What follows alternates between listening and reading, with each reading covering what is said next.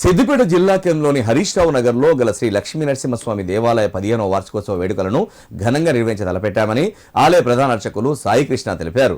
శ్రీ లక్ష్మీ నరసింహస్వామి ఆలయ ప్రాంగణంలో ఆలయ కమిటీ సభ్యులతో కలిసి సాయికృష్ణ మాట్లాడారు. డిసెంబర్ 16, 17 తేదీలలో వార్షికోత్సవం నిర్వహిస్తున్నామని చెప్పారు.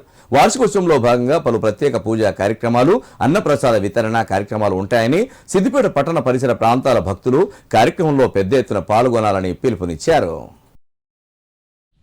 మన శ్రీ లక్ష్మీనరసింహస్వామి దేవాలయములో 15వ వార్షికోత్సవ కార్యక్రమాలు జరగబడుతున్నాయి.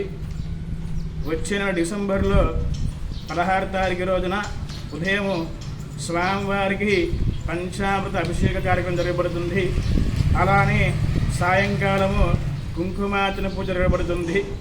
తర్వాత 17వ తారీఖు మంగళవారం రోజున ఉదయము కలశ స్థాపన, శ్రీ లక్ష్మీనరసింహస్వామి కళ్యాణము, లక్ష్మీనరసింహస్వామి హవనము, అన్నదాన వితరణ, తర్వాత సాయంకాలము ఊరేగింపు సేవ జరగబడుతుంది. శ్రీ లక్ష్మీనరసింహస్వామి అనుగ్రహాన్ని అందరూ కూడా పొందాలని చెప్పేసి మనవి.